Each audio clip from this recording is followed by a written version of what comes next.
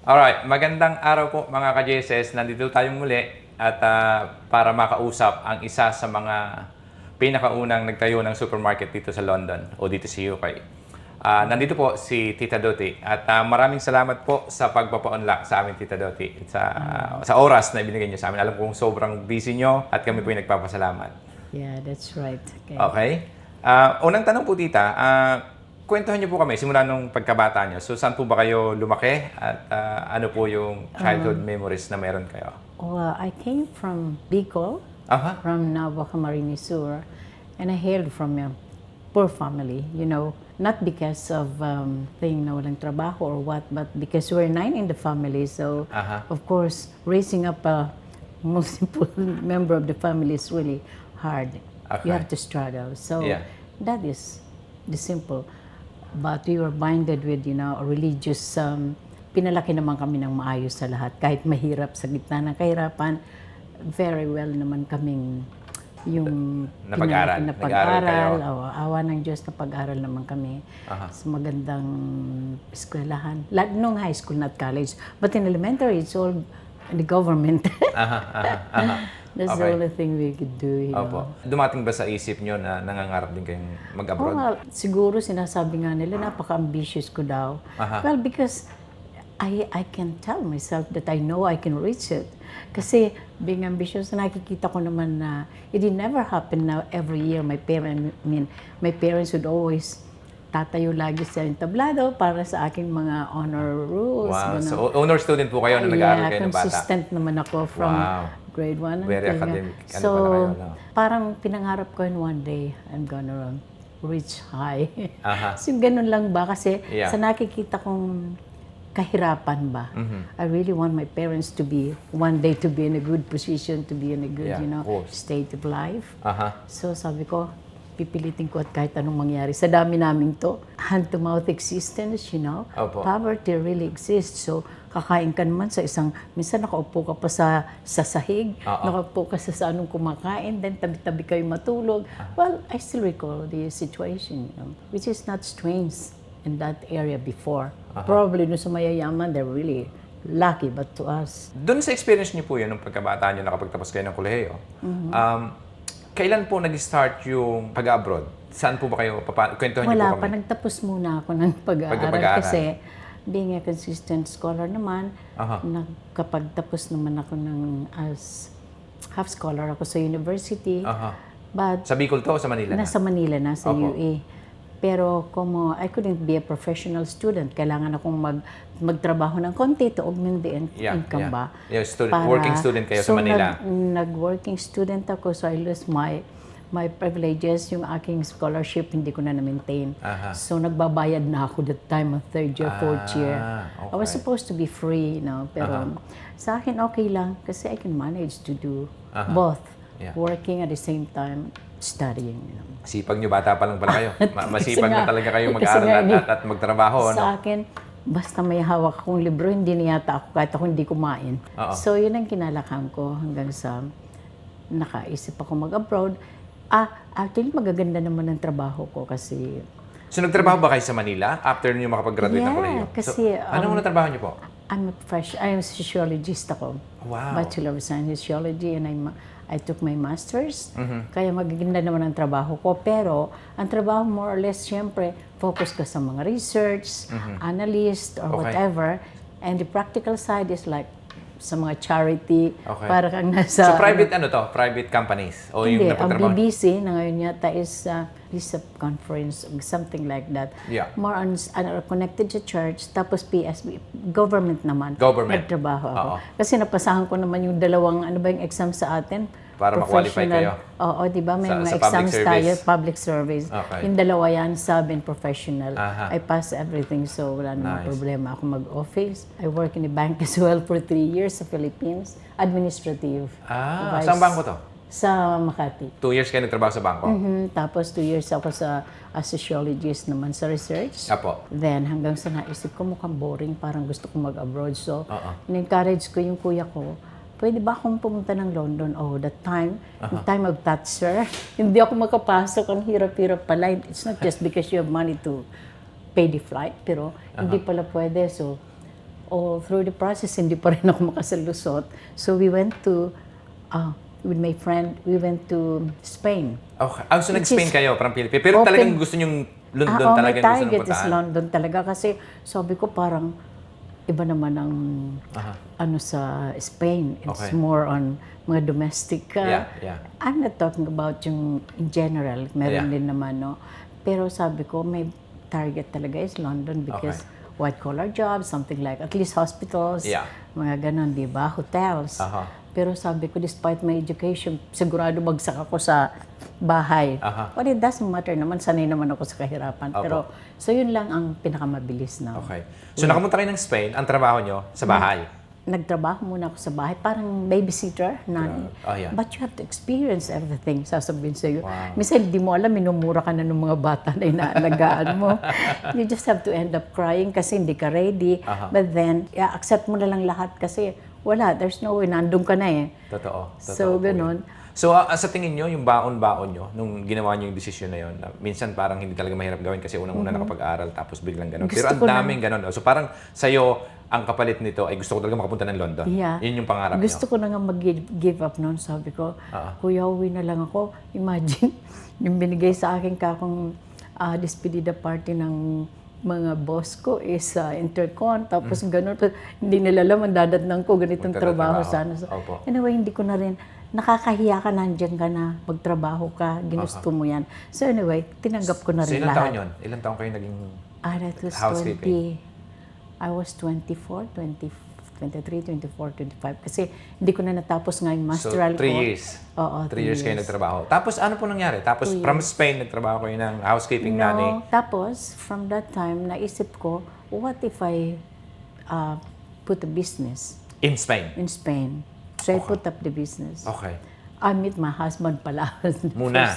Muna. So, nung nagpunta kayo sa Spain, single pa kayo? Single ako, 23, 24 lang yata. Bata pa. Tapos na-meet niyo si husband sa Spain? Oo, sa Spain. So, sabi niya, mag-ano na lang tayo, mag-business ng kaunti. So, I have to ask money from relatives. Sabi ko, tulungan niyo ako, maglalagay ako ng ganito. Although nakapag-save naman ako ng kaunti. So, naglagay kami ng maliit na tindahan sa Madrid. Okay. Yeah. So sa Madrid, pinanganak ang Manila Supermarket? It's not Manila Supermarket. What's it Sari-sari. Sari-sari store? Yeah, sari-sari store. Okay. Manila, sari-sari store. So kwentuhan niyo po kami. So ano nangyari sa experience niyo sa Madrid? Maganda naman sana at start kasi ako lang. Kami pa lang noon ang nauna. The thing is, ang lifestyle sa Madrid, sa Spain in general is very hard. Because ano sila, they're used to this siesta time. Okay. Na nag-close sila ng business. All businesses is paralyzed from 2 o'clock in the afternoon for the nap. Until 5. Yeah, for para the sa nap. siesta? Yeah, for the nap. Grabe, So, hindi ko alam yan. Sabi ko, oo. Hanggang ngayon ba nangyayari pa yan sa Spain? Hindi na yata masyado. Pero talagang affected kami masyado. Sabi ko, paano na? Yung mga Filipino, they can barely go out kasi karamihan sa mga Filipino naka-living in talaga. Yeah, oo. Probably mga Pero sila yung main client nyo. Yeah, sila yung mga customer. 10% lang siguro ang yung mga nagtatrabaho Spanish. sa ano.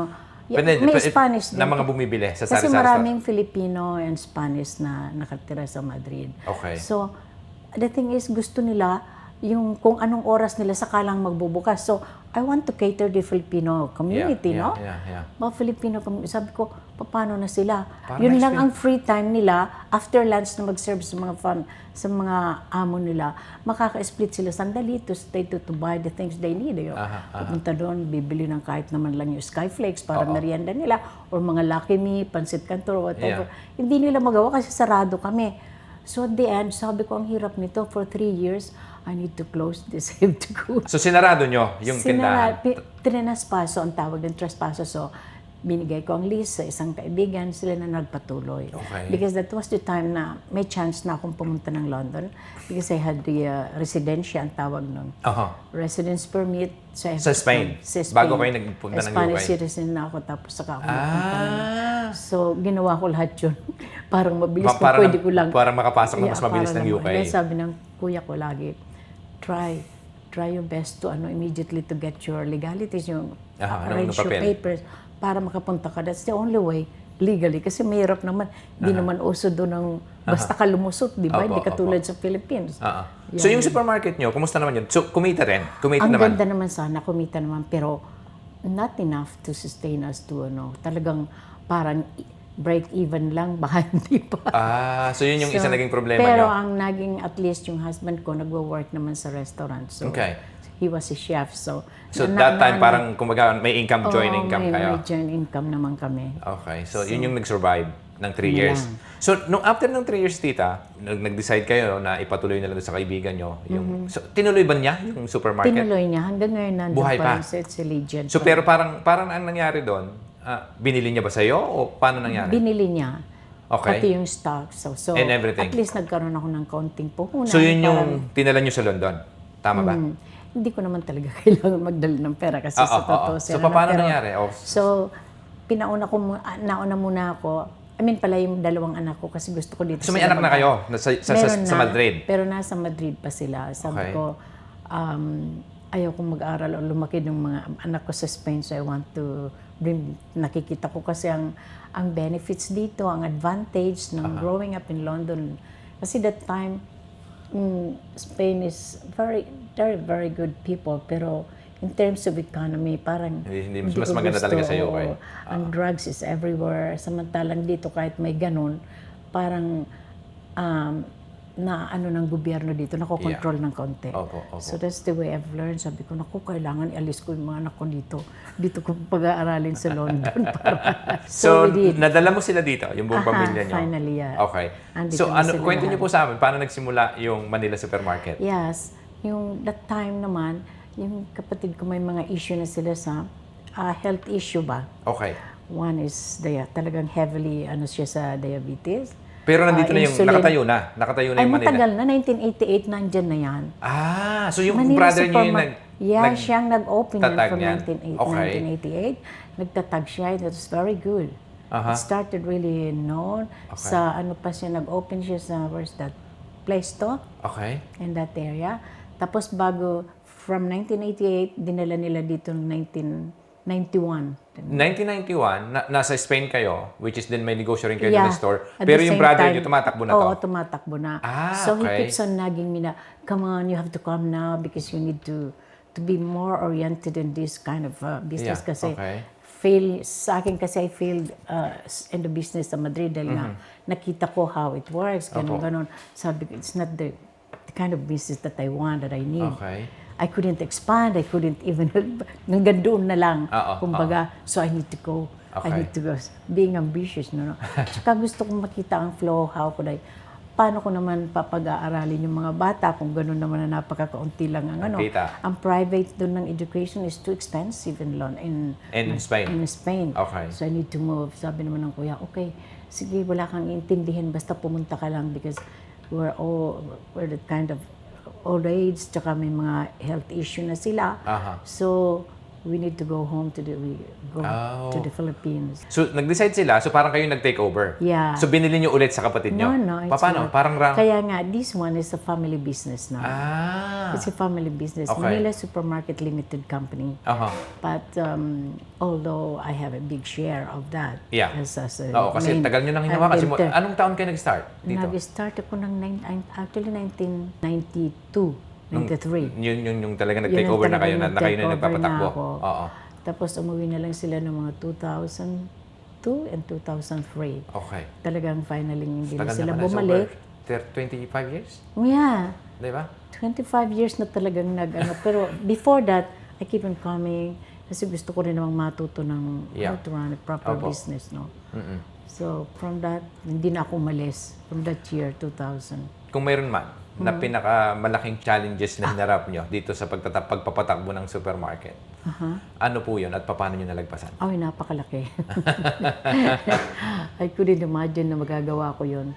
No, because ang business is like maraming may ups and downs, may part na palagay mo parang bumabagsak ka, naging low ang mo.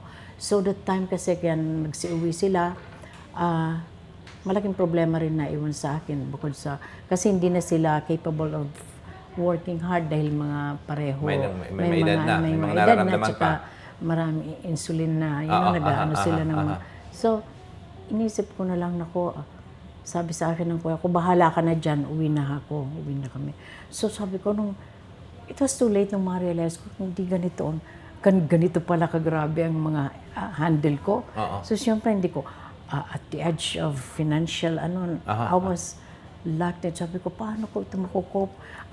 The money that was left is not enough. May mga ganun ba, no? So, sabi ko, siya, ay, ano kayong gagawin ko? So, ang ginawa ko, I have to maximize the effort of working. 7 days a week, from morning till night. 7 o'clock, I have to wake up until 11 o'clock to be alone. Everything, ako nang gagawa ng mga libro, lahat-lahat na gawa ko pang maglinis bago kami mag-open because I need only that time. I should have only one staff in the morning and one in the afternoon. To be able to cope ba, it was really hard, enormous, yun, talagang, ang nafe-feel ko nun, I want to give up or shall I? But no one can help you that time, ikaw lang mismo. You cannot work alone, but it's you yourself is to. So yung parang talaga binigay nyo sa tingin nyo, ang naibigay nyo para solusyonan yung problema. Oo. Is you work hard, even harder. Naging honest naman ang kuya ko. There's a lot of problem that I've left, but please try to go on with it. Okay, I said I have to do everything I can. But Diyos ko, siyempre, nandyan na may utang ka, may mga arrears. Sa suppliers to, yung mga nagpapadala. Sa suppliers, may mga arrears, may mga ganyan. Nobody wanted to trust you anymore to have maka-order ako. So I have to make, the time I was working with NHS, kaya nakapag-loan ako. At yung bahay na nabili ko nga pala, sinanla ko noon just to have a little. Nag-loan ako para lang madagdagan yung fund. Madagdagan ng fund ko. Yung investment nyo. That was really hard. So parang in a way, kumikita na sila dati, yung brother mo. Tapos nung dumating siya, parang nagulat ka na lang din na may ganun palang problema na iwanan sa'yo. Kasi that time, talagang dumarating talaga sa buhay. Nagka-problema kasi binili nga yung building. So, nasi-short kami ng fund. Binili niya, in other words, may hinuhulugan din. Yeah, at the same that's time, why. It's mortgage.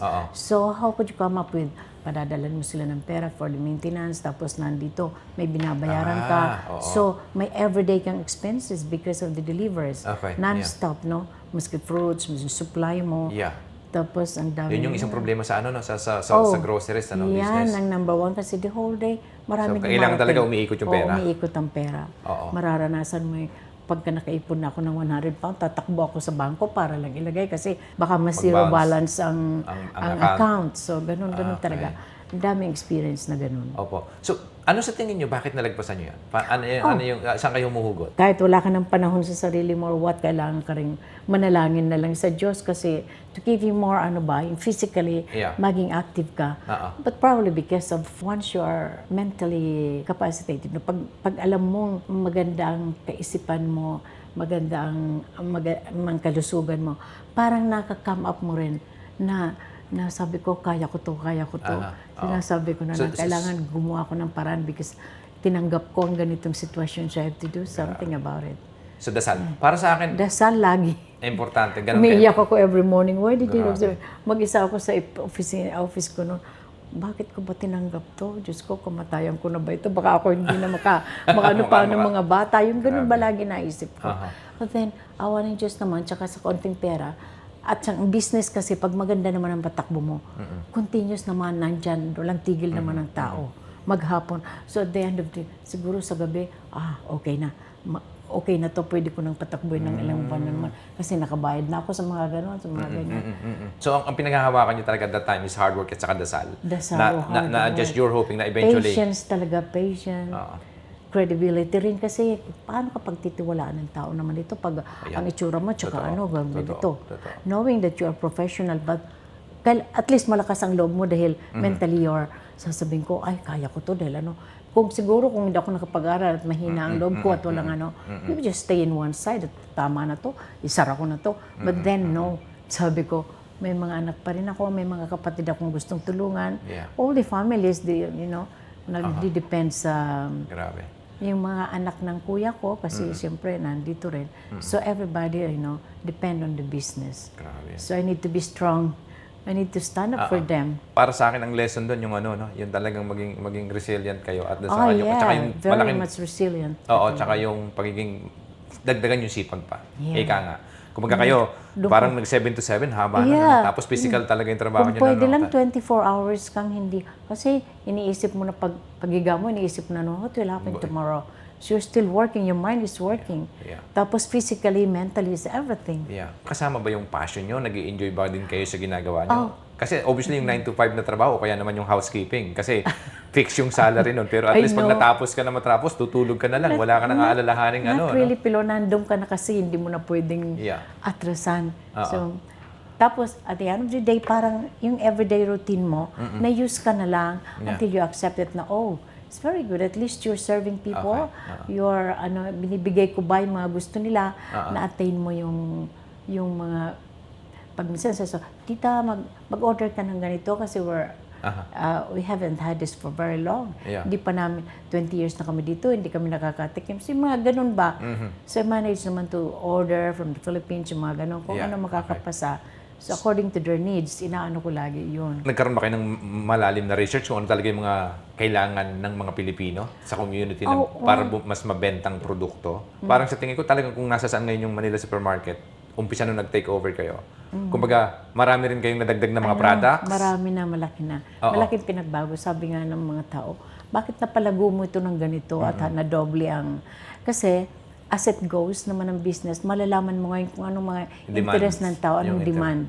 Tulad ngayon, ang medyo nauuso ngayon yung mga cosmetics na galing sa Korea, Japan. Mga ganun magluto tayo, with mga collagen, yung mga ganun. So, naglagay na ako ng isang section. Everything is for cosmetics. Grabe. So talagang hindi noon wala yan. Oo, di ba? So sa mga pagkain naman, marami pa rin mga prohibition, mga hindi inaalaw. But paminsan-minsan, para lang mapagbigyan yung gusto nila kasi ready naman sila mag-shoulder ng kahit cost. mahal ng cost. Nag-DDHL na lang ako ng mga yung mga katulad ngayon ng mga longgan, ay mga yung canned goods ngayon na gustong-gusto nila. Carne Norte ba ng Delimundo or mga yung mga ganon. So pinapadala na niyo talagang box ngayon? Boxes. Pero ang mahal. Cost 25,000 pesos for every box of shipment. Kasi it takes only 2 days, 3 days naman. Andito na. O 5. The most is 1 week. Pero binibili naman ng mga tao. But still, hindi prohibited. It's not legally accepted in England. Lahat ng dairy product at saka yung mga meat galing sa atin is not allowed. So, paminsan-minsan lang kami na yun. May mga restriction din pala sa mga pagkain produkto ng Pilipinas? Ay, marami. Until now. It's not like Thailand. Ang Thailand is open sa amin eh. All the Asian product is open, napakadaling ipasok. Pero ang galing sa atin, hanggang ngayon. May mga produktong mahirap talaga ipasok sa England? Lalo na mga dairy product and meat. Ayaw talaga nilang tanggapin. Marami ng well-off na Filipinos na nag-try na magdala dito ng pero they were not allowed. Okay. So yun isa sa mga challenges ng nadadala ngayon dito para makatikim yung mga Pilipinong gusto bumili ng umu-order pa rin sa inyo pero mas kinamahal. Although it's not allowed at saka hindi na paminsan-minsan lang, probably 3 times a year lang yun. Yun yung mga kasi pag nagbit-bit din sila galing sa airport, sa plane, hindi ina-allow. Unless na, yung random check ba? Minsan napapalusot nila, pero so ganun once na nahuli, wala din. Hindi din wala makakapasok. Wala din, itatapon lang yun ng Tama. Doon sa mapapayo nyo, tita, sa mga makakapanood nitong video natin, just mag-iwan lang tayo kung ano yung ma-advise nyo. Kasi obviously, nagtrabaho kayo, maraming makaka-resonate, di ba, na nagtatrabaho din sa bahay, na baka may passion din sila o may gusto man silang gawin na iba, maliban sa pagtatrabaho sa bahay at gusto nila mag-evolve, businessman yan. Ano yung ma-advise nyo kung mayroon kayong ma-advise sa kanila? Kung talagang interested kayo, first of all, i-ready nyo yung sarili mo. Sarili nyo sa commitment at saka kailangan passion nyo rin. Tama. Kasi pag hindi mo passion, parang mahirap mag-adjust ang sarili mo sa mga ganung bagay. Number 1 na parang kaaway mo sarili mo. Totoo. Then, ang secondly, kailangan masigasig ka talaga. Hindi mo basta-basta. Kasi hindi mahirap mag-umpisa, no? Talagang mahirap sa umpisa. Pinakamahirap. Hindi madali. Yun pala kailangan naka-ready ka financially, physically, mentally, everything, no? Kailangan kasama na lahat yun. Ang patience mo, ang credibility mo, kasi hindi ka naman pagtitiwalaan basta-basta ng tao o ka ng bangko para pag, no? O manghiram ng pera kung kanino, di ba? Para makapagsimula. Para makapagsimula. Oo, Yun ang mga importante doon na bagay. Galing, ang galing. Kailangan napaka-responsable mo, friendly ka, Oo. sociable, not really sociable, but you're good in leadership skills. Oo. Kasi ikaw namumuno. Ang isang negosyo naman, hindi mabubuo na sarili mo lang. Totoo. It's a group. Although it needs leadership because ikaw, Yeah. but it needs your crew, your member. Oo. Kumbaga sa bangka, hindi naman naandar kung walang sasangguan, Tama, walang totoo. kapitan. So, But you need the crew. Yun nga yung totoong kasabihan na dapat masaya tao mo, masaya client mo, o mga customer mo. Para Kasi, just paano mo binabalanse? kailangan i-delegate mo na lang ang time mo sa kanila. Labor force, kailangan i-divide mo. Hindi mo naman pwedeng sabihin na ikaw dito, ganito ka, basta dyan ka lang.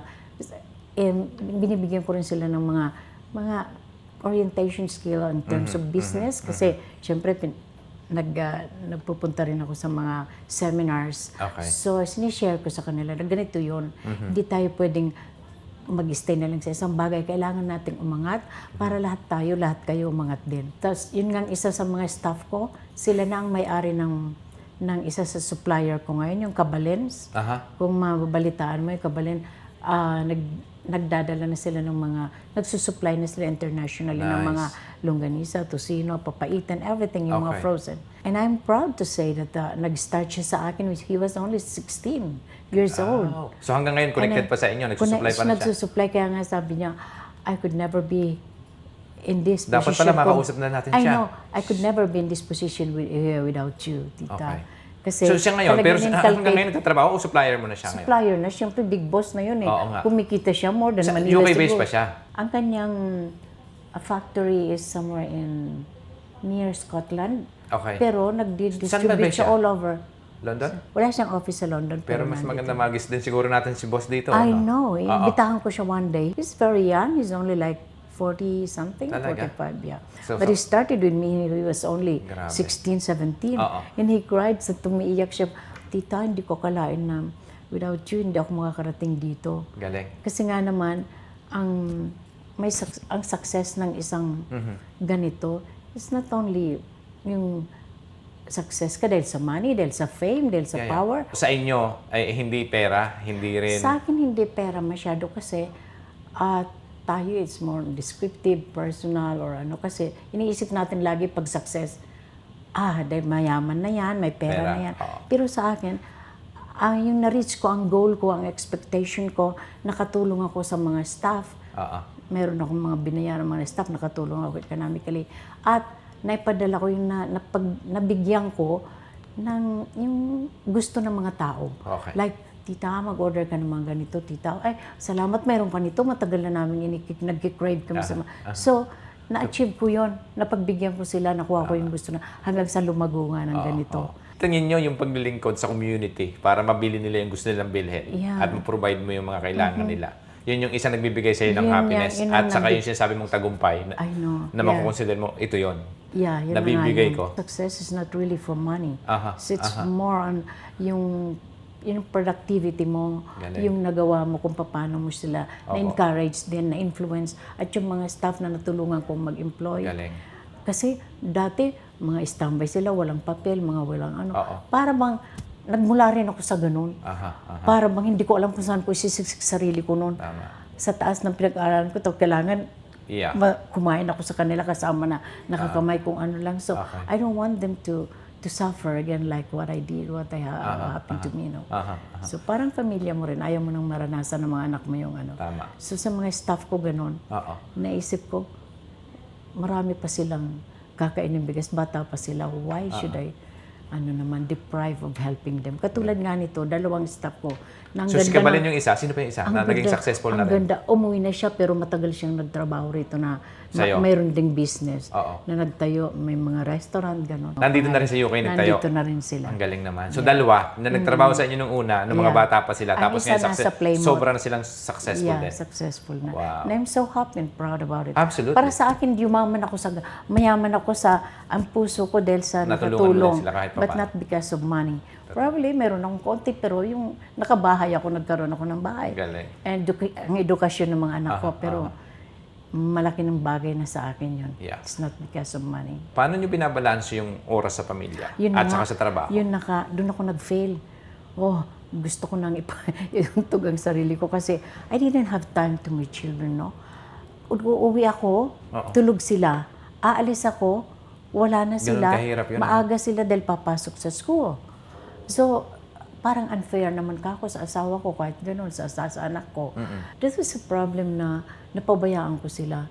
Pero talagang nag-suffer ako ng anxiety, ng too much depression dahil nga parang you feeling guilt ba? Kasi hindi mo nabigay yung bilang mami sa kanila? O tapos nagkaroon ng problema nga, hanggang sa nabuntis, nagkasawa. I didn't expect that at the age of 18, magkakaanak siya. Sabi ko, naka-ready na yung kanyang sa university, ganon. So parang you're blaming yourself pa for what happened to her? Kasi sabi niya, tiniis ko siyang hindi ko usapin for how many months and years halos. Tapos nung tinawag ko na, sabi nung anak ko, "But mom, where are you when I needed you?" So, napakasakit nun. Sabi ko, I know, I have to be blamed partly. Pero siyempre, lalakasan mo na lang loob mo. Tama. Grabe yun. It's really hard. Oo. Kaya So, isa yun sa business, mga personal na sa tingin mo, dapat balansehin talaga yung oras Kailangan. sa trabaho at sa negosyo at saka sa pamilya. Kailangan. You have to be self-oriented, no? Dahil itong time ko para sa anak ko, para sa apo ko. Now, I always have time for my children. Parang, I need to make up. Kasi nga, laking pagkukulang ko. But thanks God naman, they're now in a good position of their job, the family, magandang standing nila. So, I said, it wasn't too late. Once you're really determined to help them and to raise them properly through God's help, you know. Totoo. Sa akin naman, nung time na nag-decision kayo gawin ito, sila yung biggest why kung bakit mo ginagawa yung ginawa mo, right? Of course. But then on the other hand, parang yung na-feel mo na parang guilty ka dahil napabayaan mo sila. Pero hindi, kasi ginawa mo yun para sa kanila eh. That's why sinasabi ko sa kanila, look, if you would sabi ko, analyze the situation. The way I did it because of you guys. Exactly. It's not for me. But that time, no, nagre-rebel din ako. Why did I accept this business for the sake of my brother, my parent, my other? But so parang ganun na yung much in my halo-halo na family, yung tumatakbo sa utak nyo? Mix of everything. Emotions. Kaya lang. Pero matigas ako dahil sinuway ako. Pero at the end of the day, sabi ko, I need to accept it. Na pinaliwanag ko na lang hanggang sa, alam mo nga ang nangyari, kahit buntis yung anak ko, sabi ko lang sa kanya, mapapatawad lang kita kung tatapusin mo ang pag-aaral mo. And you know what happened? Kahit buntis nag-aaral, nagpapadede, bit-bit yung bata, nag-aaral. And she graduated. Nice. And now she's working at the airport, at the end, you know, dito sa airlines. Ang ganda ng trabaho niya. Sino yung magpapatuloy sa tingin mo? I think it's still my family. May mga pamangkin ako, but they're in America. And my sister, my only sister. Successor tawag ng business successor, tama? Yeah, pero nandiyan sila, although maaaring sa mga pamangkin ko. Kasi ang mga anak ko parang sabi nila, Ma'am, I don't want the kind of business, the kind of job. That kind of business. That you're in because I see the struggle, all the hardship you had. Yeah. Sabi niya, you barely had time for us. So we took they took their own profession where they're more interested in it. Okay. Sabi niya, dahil ang hirap. But at the end of the day, sabi ko, tatanda rin kayo, pag-aralan nyo. Kasi dahil hindi naman, I know business like this is not for young ones. Yeah. Kasi you're socially deprived of everything. Totoo. Mag-aanak ako ng kasal, mag-aanak ako ng binyag, ipapa-sponsor ko kasi you could not live there, no? Mga gabi na kailangan ka rin mag-attend ng party, you could not live because you need to close the till to be able to proper balancing, no? Grabe. Ganon. Kasi marami nang nag-approach sa akin tulungan, pero they failed in some way because they're still young. They're not ready. They're not prepared to have this kind of business. Kasi tututukan mo yan halos 24 hours a day. Totoo yun eh. Yun yung pagpapatakbo ng ano. Kasi ang margin, nasa ilang percent po ba sa supermarket? In terms of margin ng, hindi naman per item. Sa mga product, ang Canned margin goods, mo for lagi, example. canned goods is like 40 to 45%. Yung mga frozen, it's more. Could be 50, 40 to 50. Yeah. Kasi mga dry goods, you could only, like vegetables, sometimes 30 to 35%. It's okay. But it's changed a lot already. Malaki ng pagbabago kasi. Tumaas masyado ang mga bilihin. Kahit meron sa Philippines, bigla na lang ilalagay na, may mga prohibition We could not get it at the moment. We have to stop it. So mga tao, what happened, tita? Wala na ba kayong pambili wala na ba kayong pambayad? Yung something like mga challenging question na minsan you get annoyed. Pero you have to understand them still. You have to be kasi yung demand parang gusto nila namimiss nila yung product. Sabi niya, gusto nila. Baka wala na kayong pambili nun, baka wala na kayong kaya hindi niyo makuha. Sabi ko, that's really the reason why. Sabi ko, sometimes yung mga product na temporarily binan nila because of like ng peanut butter, no? Lilis. Napaka-in-demand sa atin, pero maraming pagdating sa London, pagdating sa England, ang dami nilang hinahanap na yung mga bagay na baka daw nagkukos ng allergy or something like, which is legit naman. Okay. So, in terms of expansion, tita, what are you guys thinking? Oh, no, never. I would never.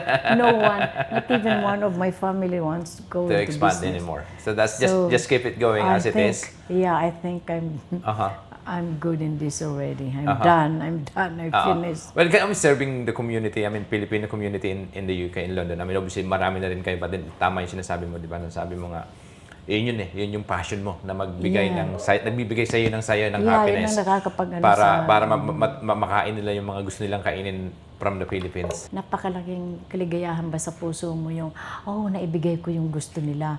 At least kahit na ganun medyo mahal, but still you have to explain why it's expensive. Exactly. Kasi yung tax, yung mga binabayaran mo. That's part of the business. That's part of the deal, di ba? So parang lalo na dito sa area to. Dumami na kayo. So ilan na kayo? 4 na yata kayo dito? 3?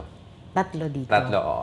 So in terms of nadagdagan, in terms of competitors, obviously restaurant, harap-harapan na din. Parang naging parang Chinatown o Manila Town. Parang gano'n eh. Well, minsan nagkakaroon din ng counting hassle, pero for me is part of the business. It's part of the business. Let them grow like what I did. Diba? Tama. You have to be, yung give and share. Magbigayan na lang at saka ayaw ko naman yung gusto mo ikaw lang ang kasalanan, sa Diyos naman yung gusto mo ikaw lang umangat, yung iba nasa baba. Ayaw ko naman yung ganun. It should be a healthy competition. Tama. Para mo choice din sila. Ang dami mo rin siguro sa tingin ko, kanya-kanyang loyalties ng kliyente, di ba? Sabi ko na nga, buti na lang yung mga tao from 3 decades, 37 years ago, still there with us. Nakita ko nung bata pa sila ngayon, may mga anak na, may mga... I feel old kasi, Lola, sabi ko, ito na yung anak ko. Samantalang noon, bata pa ako, nung binibigyan mo ako ng candy. Pinasasayaw mo pa ako dyan para bigyan ng lollipop. So mga ganun ba? I feel so amused, parang nasaya ko kasi ganun. Iba yung happiness na nabibigay sa'yo ng mga ganun. Oo. Galing. Kasi for me, I treat them like a family pa. Once na, katulad ninyo, once na, kahit kayo customer ko, it's not because I'm gaining from you, but because I feel like I'm the head, kayo mga family ko ba, ang ganda. O titaan, dito na naman kami, ganito, ito na yung anak ko, ito na yung... So para bang, ganito na pala ang pagdaanan ko, ang tagal na. Totoo. So para sa akin, yun ang isa sa mga success na ko tinanggap ko hanggang ngayon. Through the help of God, syempre.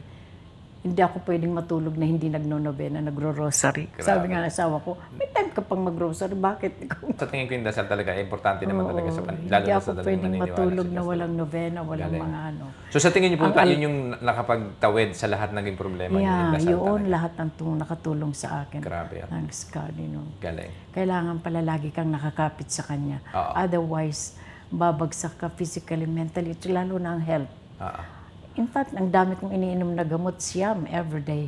Everything.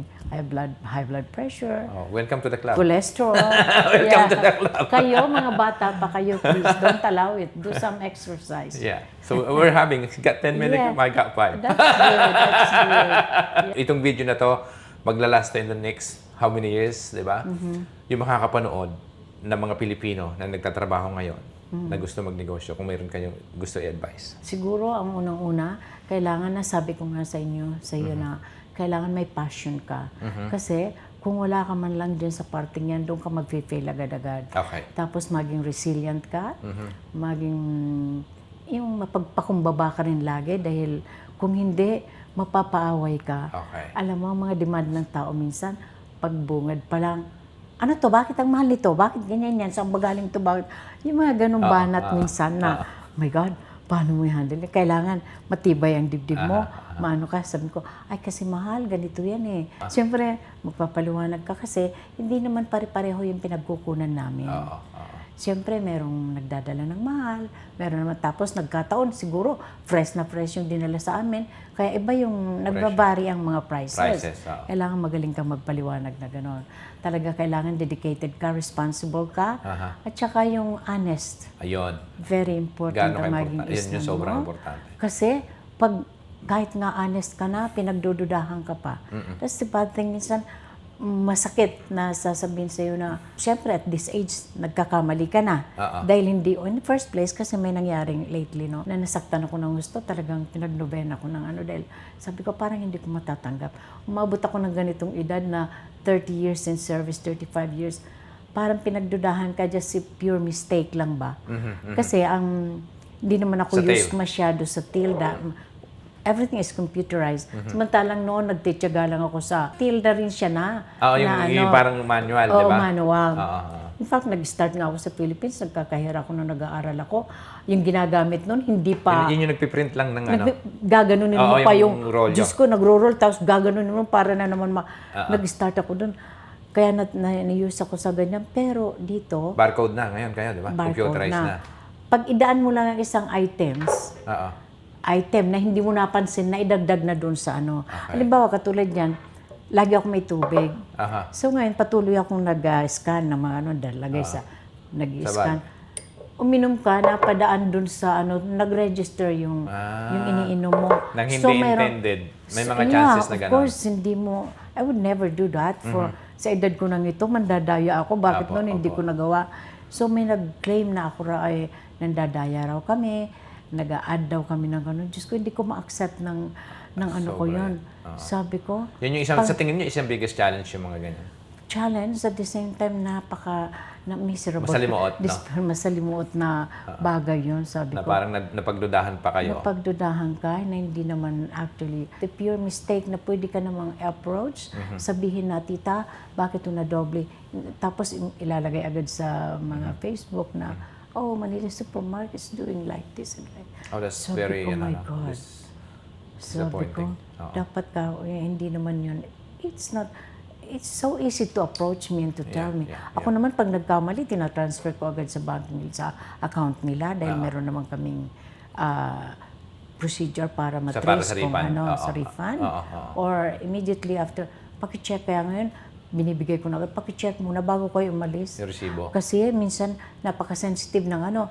At my age of 72, tapos hindi ako masyado ngayon nala ako nag-aral ng lahat ng ano sa till, di ba? So how would I know everything, yung in and outs ng mga ganyan?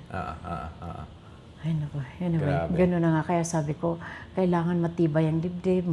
Sa pagnegosyo, importante din talaga yan. Kailangan mo rin ng humility. Matuto kang tumayo lang sa sarili mong paa hanggang ngayon. No matter, kahit saan ka nakarating, kailangan mo pa rin na nakaapak lang, dalawang paa mo, grounded ka. Hindi ka pwede magmalaki. You still belong to them. Absolutely. You know? Kung may mga Pilipino na magagawi sa London, saan pumahanap ang Manila Supermarket? Manila Supermarket is in Earl's Court, Hogarth Place, number 11 and 12. I'll see you there, guys. Okay. Thank you. Thank you. Maraming salamat po ulit, Tita, at sa time na binigay niyo sa amin at talaga namang na-appreciate po. Ang ganda ng pag-usapan namin. Sobra. Hindi ko na-realize. Muntik na rin ako maiyak, actually.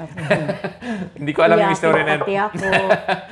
Salamat po ng marami sa oras na pinagkaloob niyo sa amin, Tita, at na-appreciate ko po yun. Maraming salamat ulit, mga ka-GSS, sa oras na pinagkaloob niyo sa amin upang mapanood ng episode na ito. At sana po ay nakapulot kayo ng aral at paki-share po at mag-subscribe kayo sa aming channel para mas makagawa pa po kami ng maraming video. Maraming salamat po.